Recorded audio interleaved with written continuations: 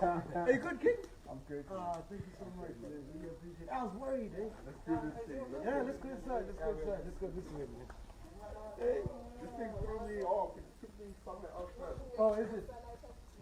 Then later you said, it took me far. Yeah. How long did you have your iFAME? A lot, like.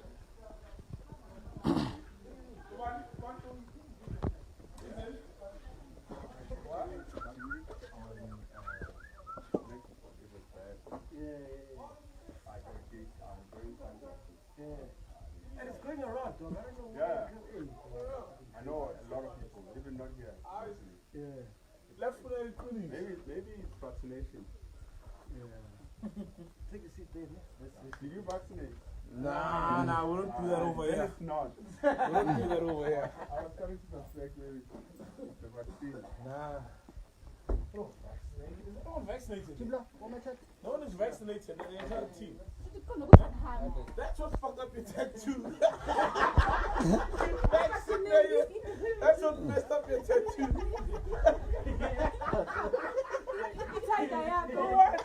Show us the before and after the vaccination.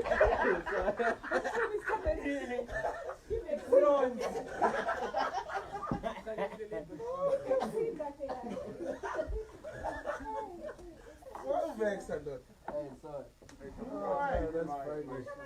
vaccine? Yeah, we did. What sounds like?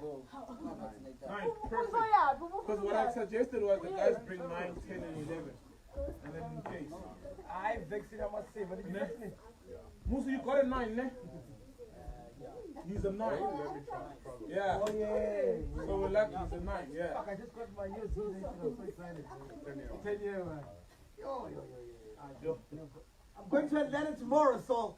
Don't you? Atlanta tomorrow. Oh, wait, man. I'm getting mine first as well. Let me get mine. You just got him for visa. Yeah, I've been to America, man. I can't wait. Oh, nice. Yeah? Yeah, fine. But you started going way back. Who's free? Yeah. Oh, yeah. Probably on my story is crazy because I started in different places. So in Joburg, yes, you know, in Ibiza, yes, you know, I mean, I got an award for best newcomer in Ibiza when I don't know.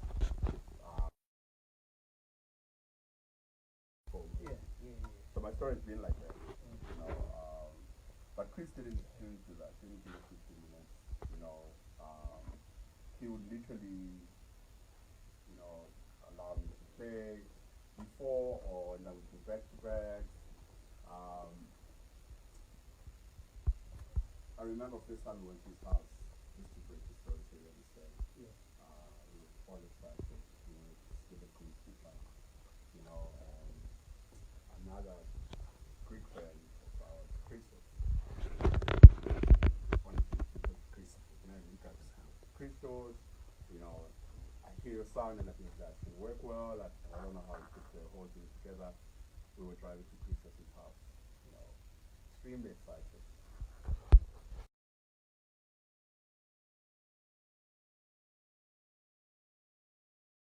Speaking about SHIMZA, what happened between you and Shimi? You guys had a fight. Oh, man, a lot. A lot. And at the same time, I think we are in such a good space now. Oh, perfect, man. I was talking to him last week. I just feel like as people, as we grow, sometimes we don't realize, and I'm not talking about SHIMZA specifically, when our friendship expire. Oh, okay. You know, we can meet. We can meet at a time where you want to be me. Yeah. Right. Yeah. And then you become me. Yes. You know, and when you are me, then go be better than me. When you are. That's what I wish.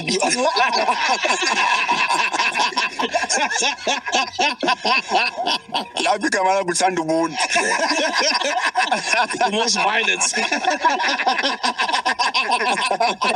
You're right, because that's the way I felt. I felt like he was a mini you. No, I'm just saying, like with people, you need to understand when the friendship has served its purpose, and maybe in a certain way where you needed certain things and you got those things, and now let me run. You know, and that's it. So sometimes we stick around, and then it becomes a little bit toxic.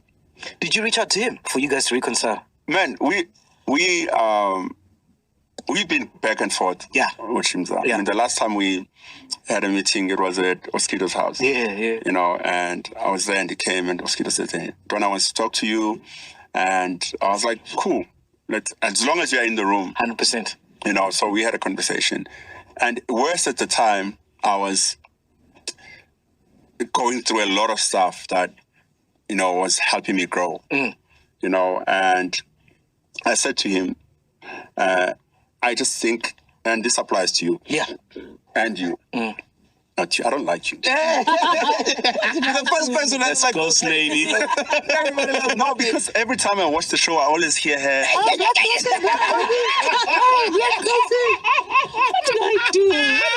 I'm like, who's this girl? And now she's quiet. I'm like, dang, who is she? Such good things to say. Sometimes,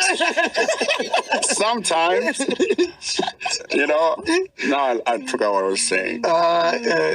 Shimmy Oskido house, yes. No, I said what we need is we come That from. applies to us as well, yes. Yeah, we come from like most of us in the industry, you know, from such like disadvantaged places, right? And we work, you know, we start making a bit of money, and we get exposed to different things, and with that comes power, and power brings a lot of things. Ego. A lot, you know.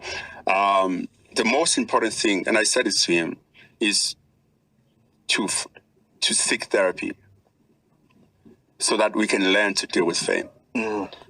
Because fame is such a disease. Oh, it's the biggest drug. It's the biggest. Yeah, it's such a disease. And I struggle with fame so much still. Join the club.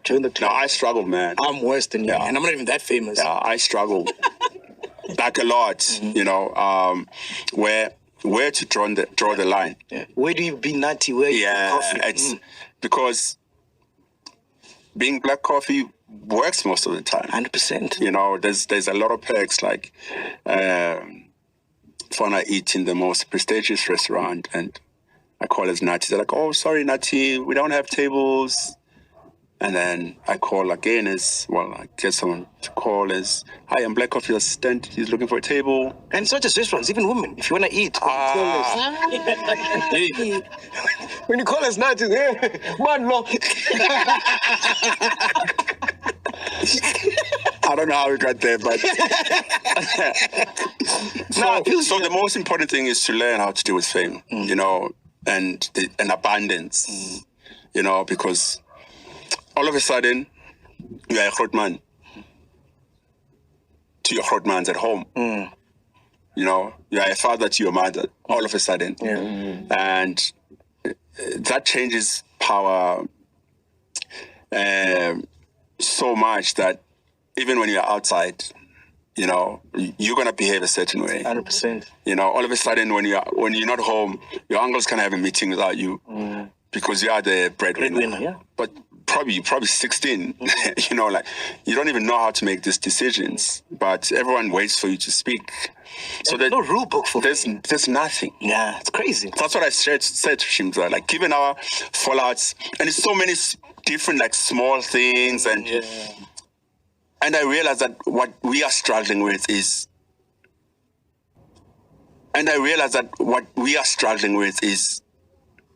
fame, and just learning how to respect boundaries amongst each other and how to coexist nicely without, if I do something, then you feel like, I also want to do the same thing, you know. Would you say the same thing about Zakes? exactly the same. And I had to sit down with Zakes about 3 weeks ago. Oh. You know, and we spoke about the same thing. And he said one of the most profound things, you know, like about our fallout. He says, we are not the people we were when we had a fallout. Oh. Yeah, true. True. You know, we now want different things, and you know, whatever that was a problem then is not a problem now. You know, so, and I took that and I was like, that is so powerful. You know, that's so real. And so, I mean, what I do is I am a sucker for pleasing people. Something I'm working on. You know, I've created value and importance in pleasing and helping people. Yeah. And so half the time I struggle with communicating things. So if we're sitting in this room and Sol is sitting there, maybe the aircon is high and I feel like Sol should be cold. I'm like, Sol, take. Sol, take. Do you understand? Yeah. And because I give and respect it. Oh, yes, because he didn't work for I didn't even ask for it. Yes. You know, so when you get home, you just a jacket, just throw it away anyway. Yeah. And then I'm like, oh, shit, I forgot my jacket. Oh, shit. And then I'm like, yo, and it happened exactly with the jacket. You know, DJ SBU, we were at a gig a long time ago. And he was DJ SBU, and I was like, and we were at a gig, and exactly like that. And I was like, man, are you cold? I have a jacket in the car. And he was like, yeah. And I gave him. It was a leather jacket, like important to me. True. You know. And then I was like, bro. He was like, I'm gonna check in my other house. I'm like, okay. And then the following week, I'm like, bro. He's like, I can't find it, man. I'm gonna check in my other car. Yeah, but that was a lesson for me because and this is your jacket. He never asked for it. So I am now beefing with the guy. I gave a jacket to. He never asked for it. But I can attest to the whole you pleasing people because I remember when I owned Paparazzi, we booked you there. And dude, like most people before I booked them, they would ask, hey, where's my money? I'm not coming before my money is clocks. I'm not SMS, whatever. Bro, I hadn't paid you, bro. No. Remember? That's why I'm like, why is this guy talking shit about me? He owes me. I'm like, there's a lot of guys who've sat here, and I'm like, not you two. They'll both pay. But I paid though. I didn't pay. I don't remember. Yeah. I'm like, not you, man. But something like that, you know what I mean? And I wish like I could take my phone and tweet after watching an episode. I'm like, you know how people ask for money. Yeah, in back. What happened with Prince KB, the house nigga thing? Man, I don't know. Actually, I don't care. You know, I just felt at the time the guy was, and I could be wrong. Sure. You know, I just felt he was at a space where he was the guy he always wanted to be.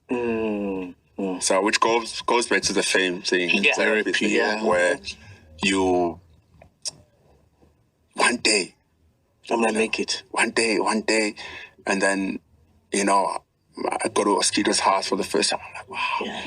And then fast forward, I have a bigger house than his. You know, 100%. And then now I'm Sati Krotman. Yeah. I just felt like that. Yeah. Like he was at a space where he was like, I'll show you one by one that the guy. You guys ever resolve that? He was never my guy. Yeah. So there's nothing to resolve. I mean, he's going on with his thing. I'm going on with my thing. AK's manager, what happened there, bro? That was so uncharacteristic. When I saw that, I'm like, this is not coffee. No way. Know him. No way, bro. Natty's always chill, dog. Natty's an introvert. I mean, if you can, there's a video I posted this past from Cartoon Fest. If you watch that video, we meet. Like, there's a video there where we meet and we greet each other. That's my guy. Tiamo. Yeah. Wow, you know, man. And that was one of the most embarrassing things. You know, like, for me... What is going on, bro? So, there's always been this thing back then with AKA, and so we in Bulugwane at a gig. I'm supposed to play, I'm gonna say 12 o'clock. And then we're always on time. Yeah. We pull up, I'm with Greg. Greg was my road manager at the time. And Temba had just finished a set. He's walking to his car. He's like, are you playing next? And, and I'm like, yeah. He's like, I think they're gonna put someone else, And Greg, that's Greg's job. Yeah. So Greg goes and sort it out. Gets on stage, back and forth, and I stay in the car. I don't want to get involved. And then Greg comes, says, come, we're ready. So we get on stage. So I don't know what conversation happened between Tiamo and Greg. I was called to come play. So, and as I walk on stage, I think Tiamo was going this way at first, so I pass him. So I saw that back and forth between them. I don't know you, I'm not going to talk to you. I'm not getting involved. Yeah, so I take out my sticks and I'm about to put on the sticks, and he turns around and he comes to me, and it's obviously upset, and I think also because of the fact that it was me, and there was like, Tiamo, you have to make this thing happen, Tiamo. The pressure was on him to, to make it happen, and Greg sorted it out for me, so I'm like, I'm going to play. And when he couldn't fix it with Greg, then he came to me, and he came to me upset, obviously, like, this is bullshit, I didn't even know people were watching, like, this is bullshit. I'm like, excuse me, he was like, no, this is not on. And he didn't say anything, like, too disrespectful. But I was on the edge, knowing what's happening. And you zoned in, you're already thinking of your set. The fact that I actually didn't get involved and I'm here to play, and then you decide to come to me, then he was like, no, whatever. I was like, man, first of all, I don't know you, and I don't know why you're talking to me, and I don't know what your response was. And like, Greg should have known, because I had memory sticks and I gave them to Greg instead of putting them on the CD player. And that was Greg's cue to realize that, okay, something's gonna happen here. Shit's about to hit the fan. But he didn't think, so he just, but he was like, the guy, he wouldn't stop talking, and man, it shouldn't have happened. That was uncharacteristic. Man, It shouldn't have. I mean, I'd reach out to the guy the following day.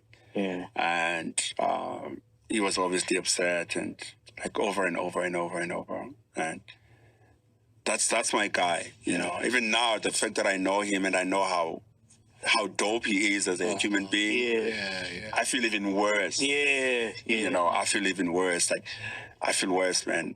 It was a low point. It was. Man, I was gonna frame that club. I've been clapped by Black Wolf. You see, that's my jacket.